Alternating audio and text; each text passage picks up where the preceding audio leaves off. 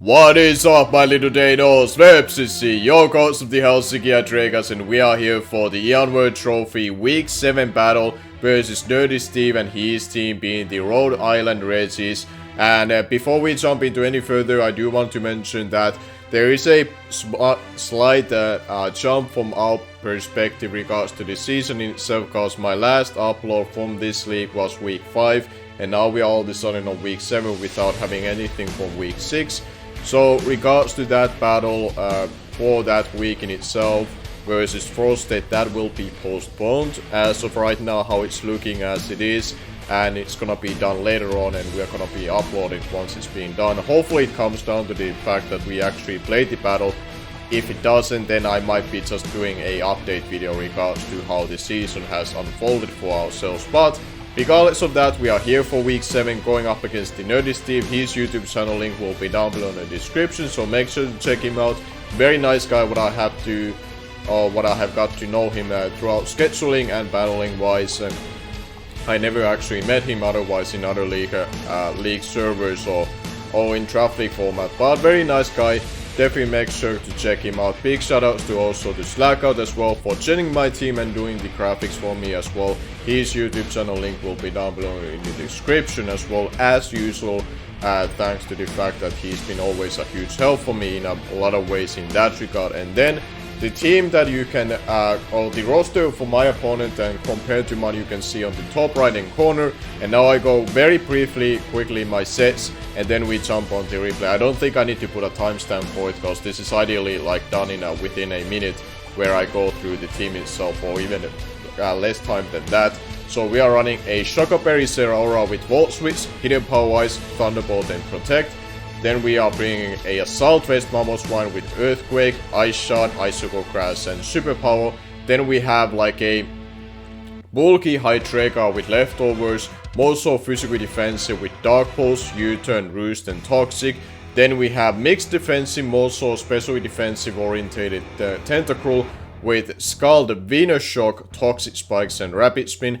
Then we have also more so specially defensive but still mixed defensive Bronzong with Flash Cannon, Psychic, Protect and Stealth Rocks. And then we have Choice Bandit Adamant Victini with V-Create, Bolt Strike, U-Turn and Zen Headbutt. So that is going to be the team of 6. And now let's go and see how the battle turned out. And here we are with the battle replay in itself. I do want to mention very quickly that my opponent's sea captains, which I forgot to mention, are Kyurem, Pinsir and Carl Border. So surprisingly enough, he didn't name his Landersterian start of the season as sea captain, but thankfully he didn't in one regard, because Landersterian is a little bit easier to deal with when he doesn't have a sea move. But he happened to make my own Kryptonite in Kyurem to be his sea captain, which he did bring besides Mega Man Electric, Crobat, Primarina, Landersterian and upagainst himself. So that's a little bit nerve-wracking still for myself, to be completely honest. But going into the turn 1, I'm gonna be leaning out with my Serra Aura, as we're gonna be seeing that the NerdySteve will be leading out with his Mega Man Electric. So both of us are leading out with our electric types, and I do decide to go for the Volt Switch, because even if he swaps out into Landersterian, I still have the Hidden Power Ice to hit it, and I do also have the Protect and the Shockberry. So I'm well covered in regards to that play if he would do that.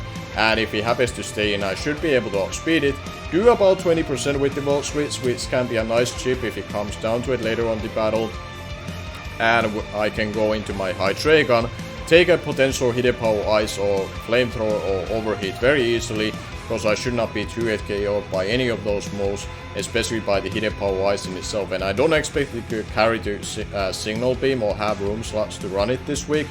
So this was basically my safest play when he did not bring his Entei or Delmas, which is primarily what I brought my Hydreigon to be bulky for, to deal with those.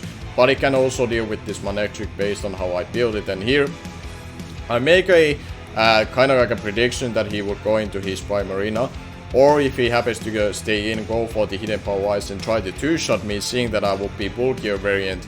I went for the Toxic to cover both of those plays, and he does swap into his Primarina. The worst case scenario what could have happened on this turn would have been if he swapped into his Crobat or Umbreon, but thankfully he did not make either of those plays. So here I will hard swap, even though I do have U-Turn or Hydreigon, just in case if this Primarina is like a timid variant, or it's gonna be choice scout as well, because I did not see like leftovers, so I don't have a confirmation on his item, so I wanted to hot swap into my Bronzong just in case if he goes for the Psychic predicting the Tentacle, or make a hot swap into something else that can deal with the Tentacle, and he does swap it into his Landorusterian.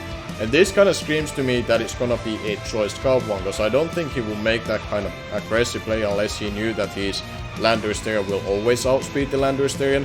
And I do go for the protect to see what he locks himself into, and I would anticipate it now that he locked himself into a U-turn, and now I do go for the Stealth Rocks on this turn as he brings his Kyurem in versus my Bronzong. And to me this seems to be that he's most likely the Gosnium C, or the other option, which could only be there, is that he's like a Choice Specs variant. So he's just trying to two-shot me right from the get-go, and knowing that he can take hits from me relatively well.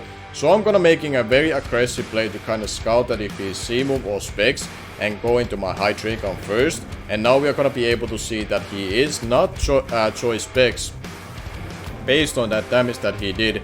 So now I swap back into my Bronzong, knowing that he's probably gonna be going for his Ice type move like Ice Beam on this scenario, and hopefully knock on wood he won't be able to freeze me or crit me, but instead of any of those, he's gonna reveal that his Ice stab this week will be Glacier, which by the way looks amazing on Kyurem. I think Kyurem with Glacier on Wi-Fi looks one of the best moves in a game to go for, so that's pretty cool to see that he runs that.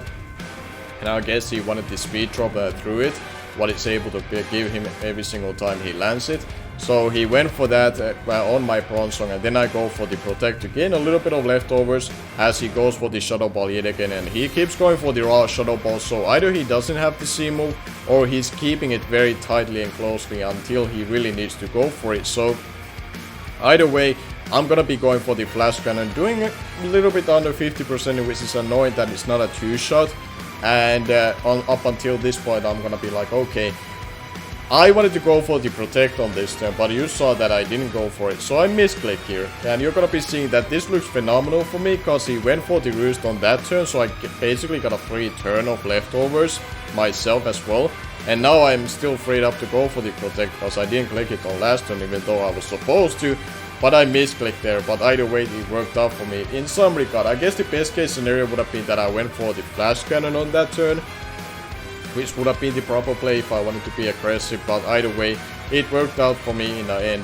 And now we see that he's gonna be going for the Shadow Ball, weakening me down a little bit further down as I go for the Flash Cannon and as well on this particular turn. And I'm gonna be completely honest, I should have already done a hard swap versus this Kyurem twice on these turns where he would be likely going for the roost, and I should have swapped into my Victini or my Mamoswine to be even safer with it, thanks to it to be Assault Vest, but I haven't done that. And in a hindsight this has been kind of like a misplaced for my behalf. I haven't, well, they aren't really misplaced, but I weren't aggressive where I should have been to put myself in a better position. That's kind of like proper way to say it. But now I, instead of like doing it earlier when I would have gained a lot more from it, now I swap into my Mamoswine as he now goes for the C-move, revealing that he is the Gosnium C, which frankly enough is still not the worst case scenario for my Mamoswine, thanks to it to be the Assault base, because you're going to be able to see that it does about 30% plus or minus over or under it. So we are still in a good amount of health, and off the chance he would have Flash Cannon, I know I can take it. And now I would basically go for the Earthquake here, because he is still at full health, so there's no reason for me to go for the Superpower just yet. So I kind of want to lure him if he stays in and go for the Superpower, or if he happens to swap out, I don't reveal it at all just yet. And he does make a aggressive play into his Crobat, and here I could have just stay in and go for the Icicle Grass and claim the kill. But off the chance he did not run defog on his Crobat, which I thought like he I guess should have brought it, so it makes sense him to go for it, and maybe I should have attacked it. But off the chance he was like Bandit Crobat and he's just going for a retaliate hit and try to weak my Mamoswine down, which is a very important one for me in this matchup. I wanted to cover that as well and be safe with it and swap into my Zeraora, because I knew if he would go for the defog, this would be a turn where I would go aggressive, go for the Hidden Power, which should have been Hidden Power Ice, but Wet Potato moment, I did not double check my hidden power going to this game, that it is hidden power wise. SlackOut did gen my team, and up until this point, every single time he has gen teams for me, he has never misgen them by any means regards to anything. So I got overly confident and I got a little bit lazy before I went to this battle that I did not double check it this time, whereas I always have double checked them. And the one time when I don't, of course it's been missed, and on that particular situation on the hidden power ice. So I was able to do about like 40% combined with a hidden power, which I still have not checked even what it is. It is obviously not super effective or resisted by the landers, it's just neutral versus it. And the fact that the Lander Stagger was also aggressively speed creeping my Sarah Aura, I would have been able to outspeed it, even though it's Choice Scout, but based on how he built it, I would have been able to outspeed it. I had the Sugar Berry, I would have been able to two-shot it from there if the scenario would have turned out the same as it did. So it's a little bit of frustrating from there, but he went for the... I believe he went for the Knockout with the Lander Asterion a couple of times versus my Zeraora, so I eventually swapped into my Hydreigon, and after that I went for the U-turn when he brought his Crobat in, and on this turn I decided that, you know what, Hilan Milan, you're gonna come in and claim a kill, even though you have to potentially take a massive hit from the Crobat, from a Brave, because it still did have 50% if he's max attack. As you saw, it did, but the reason why I want to make that play, I wanted to basically force a kill versus that Crobat. I could have gone into my Mamoswine and Zeraora, which naturally checks it offensively, but neither of them claimed they kill guaranteed on that turn, whereas the Choice Bandit Victini did. Even if he went to something like Umbreon to take the hit, or the Primarina, neither of them will take that Choice Bandit Adamant V-Crate. So I basically did that because of that, and after that he went to his Lander Stagger, and thankfully by sacking the Crobat, and I was able to eliminate that thing, because now if I get my hazards up, they should be there to stay, and that was the end goal that I was hoping to accomplish. Worst case scenario, if the Crobat will stay in and go for the Great Bird versus the Victini. So either way, we are now in a situation where I brought my Bronzong in versus the Primarina after I got the U-turn with my Hydreigon and gained this momentum back for myself. And here I do go for the Protect, where I could have gone for the straight up for the Stealth Rocks, but I decided to go for the Protect first, just in case if he was Choice Specs. So one of his water type moves like Hydro Bomb or Surf or Sparkling area would not actually outcome me from that scenario. So I needed that Protect turn and those extra leftovers to be able to live that hit. But he was able to take that advantage, get his Kyurem in before the Stealth Rocks, and now he does go for the Shadow Ball as I go for the straight up for the Stealth Rocks here, and figure that, you know what, the extra turn of Protect should not really be necessary for myself at this point, because I would decide to swap out anyways on this next turn, and I think I swap out into my Tentacle on this. I think I actually swap in. No, I didn't swap out yet at all. Sorry about that. I kind of forgot that which turn I would swap out, but I decided now eventually go for the Protect when it was still free, and gained a little bit of leftovers on that turn after I already got the Stealth Rocks off. But now he actually went to his Umbreon, which gives me opportunity now go into my Tentacle, but he's gonna be taking his own time to go for the substitute with this Umbreon. So both of us are trying to accomplish something here, so it's gonna be interesting to see how this is gonna be unfolding and which one of us is gonna be benefiting more, what they're gonna be accomplishing for. I'm going for my hazard stacking here with my Tentacle, but he's going for his substitute Umbreon. First he's gonna be going for the foul play, but you're gonna be seeing on the following turn he does reveal to have the bottom pass. But I decided to not stay in with my Tentacle, go for the second consistent Toxic Spike, even though it would be really nice for the Kyurem, but I figured that the one layer of Toxic Spike should be enough. And I figured that, you know what, there is no reason to let my Tentacle to take these 4 plays, because I cannot break this Umbreon substitute as it is with it. So it's better to go into Hydreigon, which can resist the 4 play, and go for the U-turn if he would still stay in. But he went into his Kyurem after having that substitute out and get this low bottom pass with the Umbreon. So he is now behind the substitute with the Kyurem, which is a little bit nerve-wracking, but he has to take the Stealth Rocks, and now he takes the layer of Toxic Spike recall as well. So he is taking like 30% of health on that turn when he has to swap in with it. And now I do go into my Tentacle, because this would be ideally a situation where Kenny can actually kinda slow it down up until he would have to go for the roost. So now Kenny's job basically is to take the hits until his Kyurem is basically forced to go for the roost, and then I can take advantage of it and go for a safe swap into Mamoswine. Even if he would attack on it, and he would do something else that I would anticipate him to do. So basically that is gonna be the goal what we have right here. The primary goal is to go for the Venus Shock. Thanks to the T-Spikes we can now break the substitute, whereas otherwise Tentacle cannot break a Kyurem substitute, but now we can. And we are gonna be seeing that after he goes for the roost, he's gonna be going for the Earth Power, I believe, on next turn, finally attacking me, and we're gonna be seeing that this Venus Shock plus the poison will do about 50% to him. So this means that either he's gonna be trying to two-shot me and be eliminated by my Tentacruel, or he has to go for the roost and try to beat me in a long run in that extension and try to pressure stall my attacks with the Kyurem thanks to its ability. But I'm gonna take this opportunity finally versus the Kyurem. Finally I swap out when I know he goes for the roost and be aggressive versus when I needed to.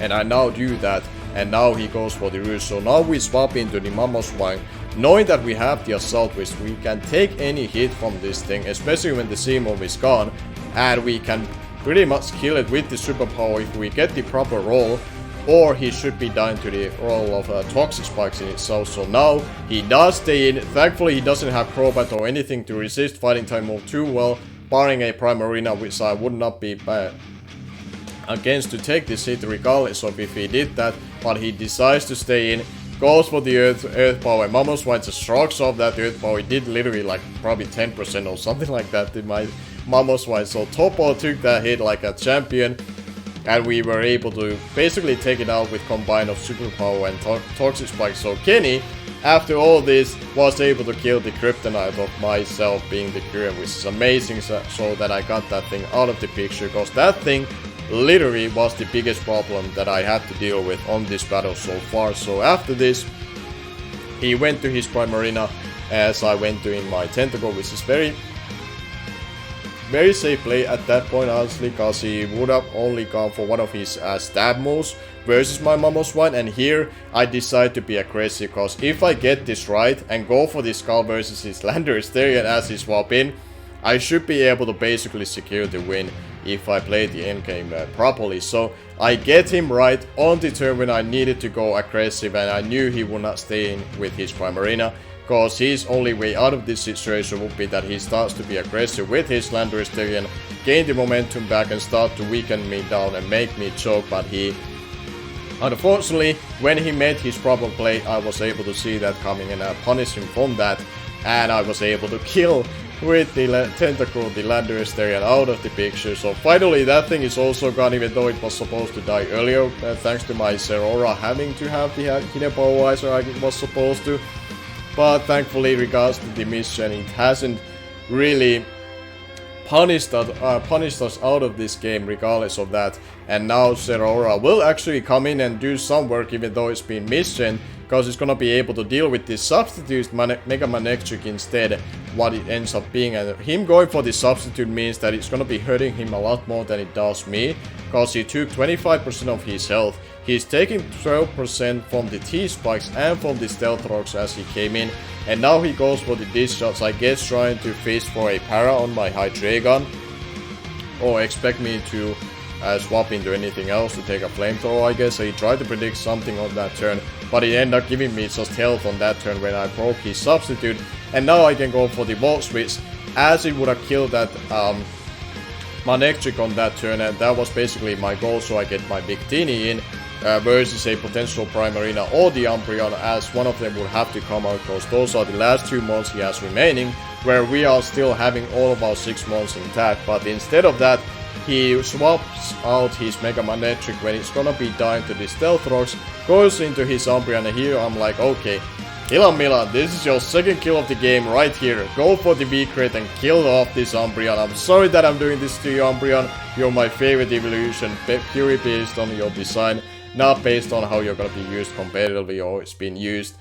We are able to kill that thing, thankfully, and now he's gonna be bringing his Manectric in. It's gonna die to the hazard, so it doesn't really matter. He's gonna die to that. I guess he tried to fish for Intimidate on a last ditch effort, but it won't be able to do that because it dies on the entry. And now he goes into his Primarina. And here, because I don't know for a fact what kind of speed investment he has, I'm not risking him to outspeed me and claim a kill. So I'm gonna make the play that should secure me the 6-0 win by going to Tentacruel. And thankfully he doesn't go for Psychic on that turn. I figure that he wants to try to kill the Victini if he happens to outspeed me. And thankfully that was the case. And now Kenny is going to claim his 3rd kill of the game. Tentacruel of all things on my team. Look at the 6 moves that I have. And just buried in. And just to kind of think about the scenario that from all of my 6 moves that I decide to bring, Tentacruel is the one that is able to get the kills from half of his mons. So that is not what I expected to happen. On that scenario, I did not expect to have a 6-0 this week. I don't expect ever them to happen, like those just happen. And that's just the result of good team building and playing wise. And for the most part, I think I accomplished both of them. I'm really happy how I played that. Especially the second half of it, once I was able to eliminate the Crobat and I got my hazards up. That really turned out the battle for me. And once I eliminated his Kyurem, which he played it beautifully, like that Kyurem set and how he used it was beautiful how he used it. It was really annoying to deal with and I didn't like it, but I love the fact how he used it. And so good job to TheNerdySteve regards to that. I don't think the 6-0 is really replicate his battling skills. I think he showed a lot of growth. And even though he hasn't done too great this season either, I think a lot of his plays, what he did, a lot of his preps that he had, I think they are encouraging signings for him not to get really too down on himself on this loss. I think the 6-0 basically happened based on the fact that how well I was able to play. I think a lot throughout this battle once I kind of got my mistakes out of the way, like I really dialed in. And I think that was really the difference for this battle turn out like it did. And the matchup in itself was very hard for my opponent. So I don't really blame him for losing this matchup. He had nothing from Mamoswine and Victini on paper, if you didn't notice that on the preview in itself. But either way, good game to Steve. And make sure to check him out. Very nice guy when I was able to get to know him a little bit throughout the scheduling progress and battling him, and after the battle what we talked about it. So make sure to check him out. Check out SlackOut as well for his help throughout my channel in itself. I really would appreciate it if you went and checked him out and subscribed to him. But up until the APA Week 12 battle, which is going to be the next upload on my channel, which is on this upcoming Sunday, thank you all for watching, and until then, I'm gonna be seeing you guys later.